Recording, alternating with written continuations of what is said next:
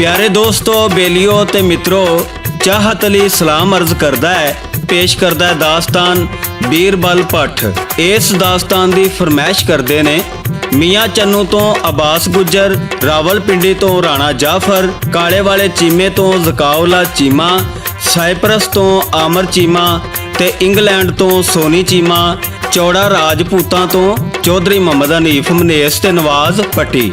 ते असी इन्हां सब दोस्तां दा शुक्रिया अदा करने आ ਜਿਹੜੇ ਸਾਡੀਆਂ ਦਾਸਤਾਨਾਂ ਸੁਣਦੇ ਤੇ ਪਸੰਦ ਕਰਦੇ ਨੇ।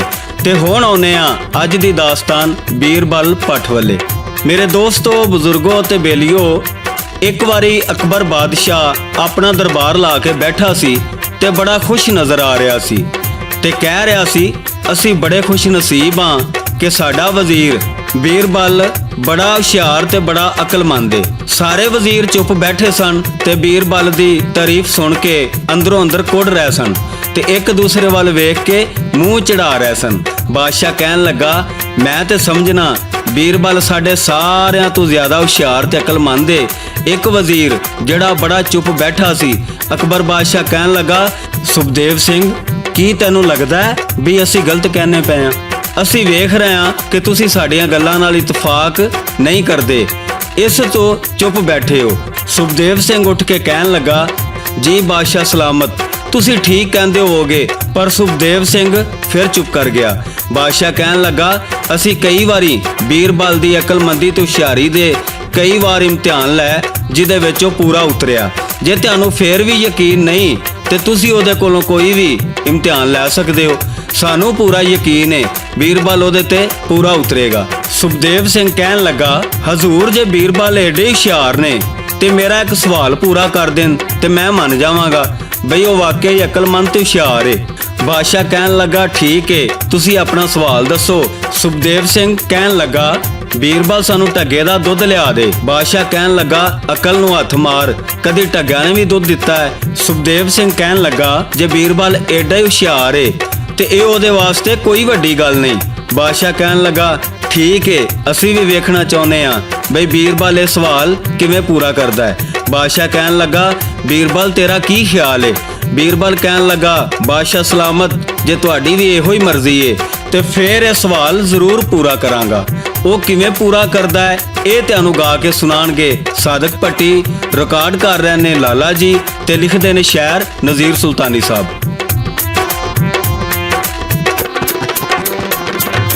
विच दरबार दे बादशाह अकबर सब नूं आख सुनावे, बीरबल दे वर्गा कोई है वजीर ते आवे। अकलमंदी ते होशियारी इसों वध न जाने, वेखे मैं भी जिंदगी अंदर बड़े वजीर सियाने। सब वजीर खमोश बैठे सी एक दूजे नूं आखण, अंदरों अंदरी बेइज्जत होंदे सारे सजनों जापण।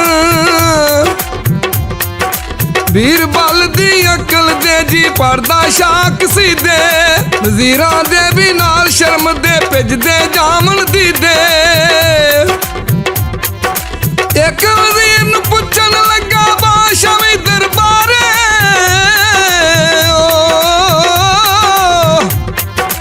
एक वजीर नूं पुछण लगा बादशाह भी दरबारे, मेरियां गल्लां सुन के कानू चुप कीते जे सारे। एक वजीर जी उठ के कहंदा, असी ते नहीं मंनदे, बड़े बड़े जी मकर वेखे असी ते घर विच रहिंदे। एडा ही होशियार करके कम एक वहावे, जाके दुध एक टगे दा विच दरबार लियावे।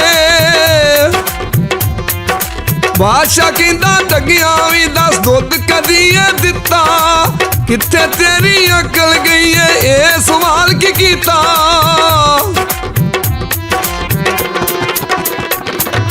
प्यारे दोस्तों, बेलियो ते बुजुर्गो, बादशाह बीरबल दा जवाब सुन के कहन लगा, चंगी गल ए, ये असी भी वेखने आ कि तू ये सवाल किवें पूरा करना है, किन्ना वक्त चाहिए तैनू? बीरबल कहन लगा, सिर्फ एक दिन।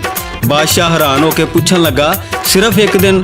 तेनू अपने आप ते इन्ना ही यकीन है? बीरबल कहन लगा, जी हजूर।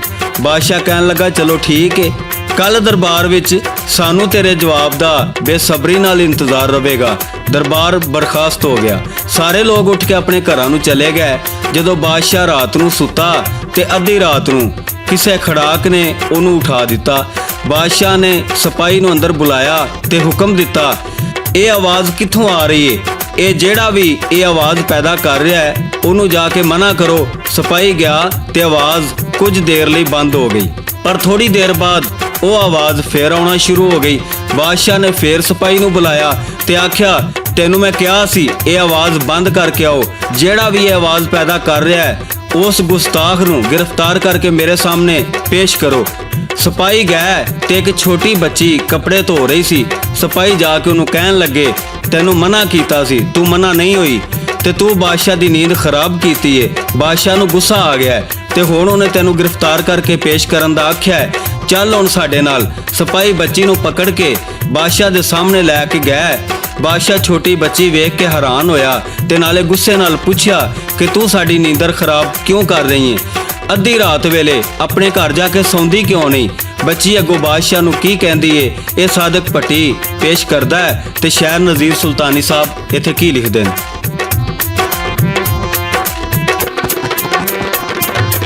ਆਖਣ ਲੱਗੀ ਬਾਦਸ਼ਾਹ ਮੈਂ ਬੱਚੀ ਮਜਬੂਰ,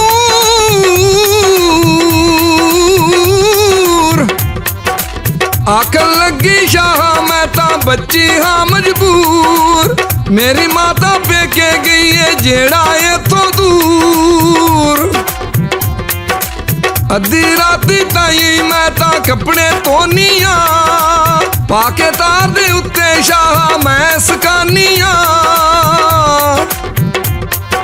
ਪਿਓ ਮੇਰੇ ਨੇ ਬੱਚਾ ਜੰਮਿਆ ਕੰਮ ਕੋਈ ਨਹੀਂ ਕਰਦਾ, ਘਰ ਸਾਡੇ ਕੋਈ ਵੱਡਾ ਹੈ ਪਾਣੀ ਨਹੀਂ ਕੋਈ ਭਰਦਾ।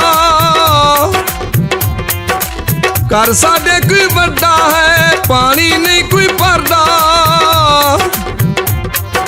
ਬਾਦਸ਼ਾਹ ਆਖਣ ਲੱਗਾ ਬੱਚੀਏ ਕੀ ਬਕਵਾਸ ਕਰਦੀ, ਬੱਚੀ ਪਿੱਛੇ ਹੋ ਖਲੋਤੀ ਬਾਦਸ਼ਾਹ ਤੋਂ ਡਰਦੀ।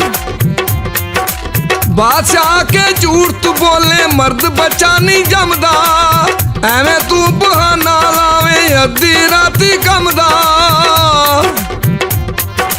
ਬੱਚੀ ਆਖਣ ਲੱਗੀ ਸ਼ਾਹ ਕੀ ਮੈਂ ਅਰਜ਼ ਕਰਾਂ, ਜੇ ਮੈਂ ਆਖਾਂ ਝੂਠ ਤੇ ਸ਼ਾਹ ਇਸੇ ਥਾਂ ਮਰਾਂ, ਜੇ ਮੈਂ ਆਖਾਂ ਝੂਠ ਤੇ ਸ਼ਾਹ ਇਸੇ ਥਾਂ ਮਰਾਂ।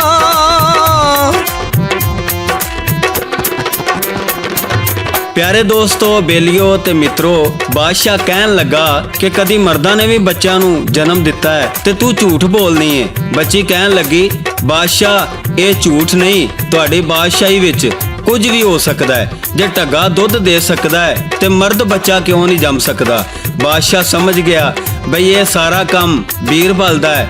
ਬਾਦਸ਼ਾਹ ਨੇ ਸਿਪਾਹੀ ਨੂੰ ਆਖਿਆ, ਬੱਚੀ ਨੂੰ ਮਠਿਆਈ ਦੇ ਕੇ ਬਾਹਿਫਾਜ਼ਤ ਇਹਦੇ ਘਰ ਛੱਡ ਆਓ। ਦੂਸਰੇ ਦਿਨ ਦਰਬਾਰ ਲੱਗਾ ਤੇ ਸੁਖਦੇਵ ਸਿੰਘ ਇਹਦੇ ਨਾਲ ਦਰਬਾਰ ਆਇਆ ਤੇ ਕਹਿਣ ਲੱਗਾ, ਬਾਦਸ਼ਾਹ ਸਲਾਮਤ, ਮਾਫੀ ਚਾਹੁੰਦਾ, ਮੈਂ ਰਾਤ ਨੂੰ ਸੋ ਨਹੀਂ ਸਕਿਆ, ਕੋਈ ਬਦਮਾਸ਼ ਖੜਾਕ ਕਰਦਾ ਰਿਹਾ ਹੈ। ਤੇ ਬਾਦਸ਼ਾਹ ਜ਼ੋਰ ਨਾਲ ਹੱਸਿਆ ਤੇ ਕਹਿਣ ਲੱਗਾ ਕਿ ਉਹ ਖੜਾਕ ਨਹੀਂ ਸੀ, ਢੱਗਾ ਚੋਣ ਦੀ ਆਵਾਜ਼ ਸੀ। ਬਾਦਸ਼ਾਹ ਕਹਿਣ ਲੱਗਾ, ਉਹ ਬੇਵਕੂਫਾ, ਕਦੀ ਗੈਰ ਫਿਤਰੀ ਚੀਜ਼ ਵੀ ਸੂਈ ਏ, ਉਹ ਪਾਗਲਾ, ਕਦੇ ਢੱਗਿਆਂ ਵੀ ਦੁੱਧ ਦਿੱਤਾ ਹੈ।